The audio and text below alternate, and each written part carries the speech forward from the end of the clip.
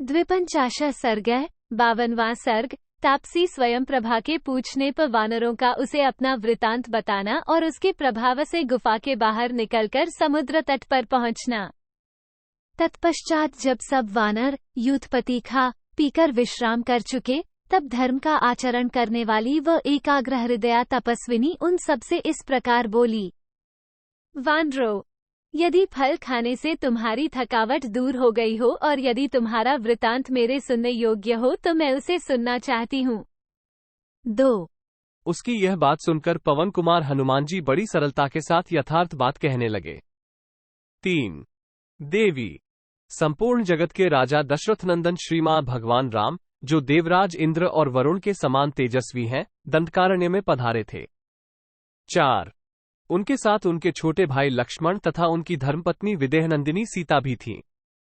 जनस्थान में आकर रावण ने उनकी स्त्री का बलपूर्वक अपहरण कर लिया। 5।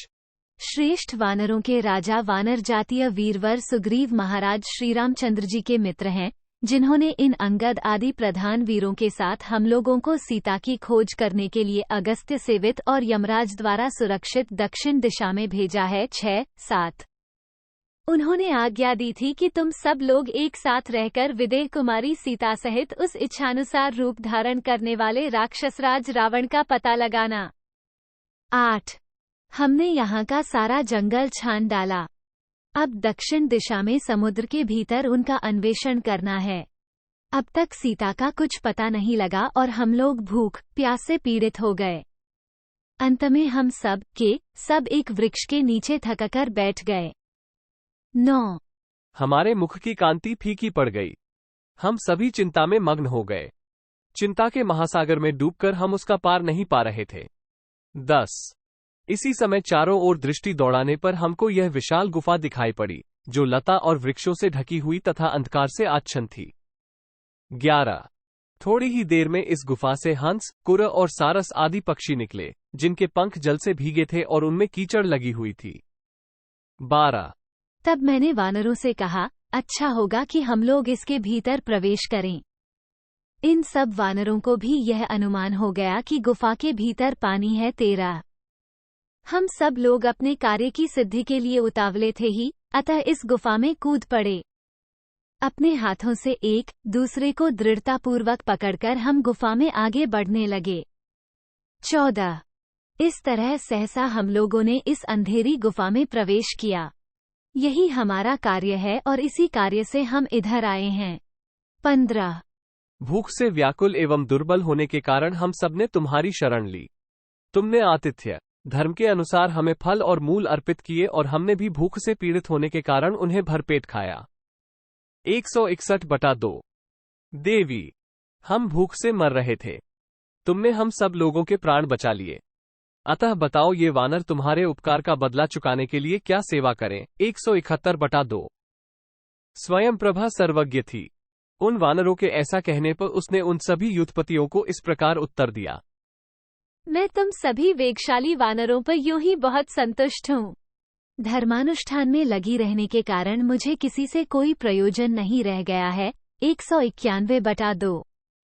उस तपस्विनी ने जब इस प्रकार धर्मयुक्त उत्तम बात कही, तब हनुमान जी ने निर्दोष दृष्टि वाली उस देवी से यूं कहा।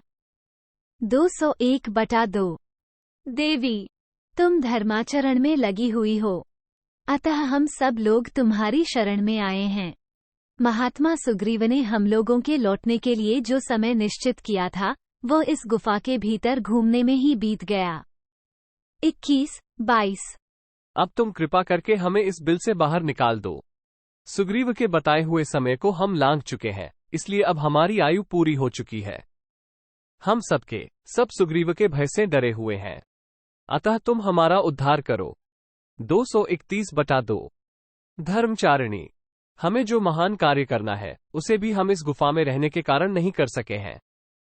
हनुमान जी के ऐसा कहने पर तापसी बोली, मैं समझती हूँ जो एक बार इस गुफा में चला आता है, उसका जीते जी यहाँ से लौटना बहुत कठिन हो जाता है। तथापि नियमों के पालन और तपस्या के उत्तम प्रभाव से मैं तुम सभी वानरों को इस गुफा से बाहर निकाल दूंगी। श्रेष्ठ वानरों, तुम सब लोग अपनी आंखें बंद कर लो। आंख बंद किए बिना यहाँ से निकलना असंभव है, 271/2। ये सुनकर सबने सुकुमार अंगली वाले हाथों से आंखें मूंद लीं। गुफा से बाहर निकलने की इच्छा से प्रसन्न होकर उन सबने सहसा नेत्र बंद कर लिए। 281/2। इस प्रकार उस समय हाथों से मुंह ढक लेने के कारण उन महात्मा वानरों को स्वयं प्रभा ने पलक मारते मारते बिल से बाहर निकाल दिया। 291/2। तत्पश्चात वहां उस धर्मप्रायणा तापसी ने उस विषम गुफा से बाहर निकले हुए समस्त वानरों को आश्वासन देकर इस प्रकार कहा। 301/2।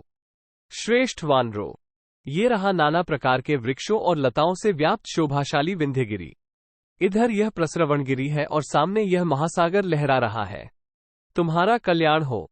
अब मैं अपने स्थान पर जाती हूँ। ऐसा कहकर स्वयं प्रभा उस सुंदर गुफा में चली गई।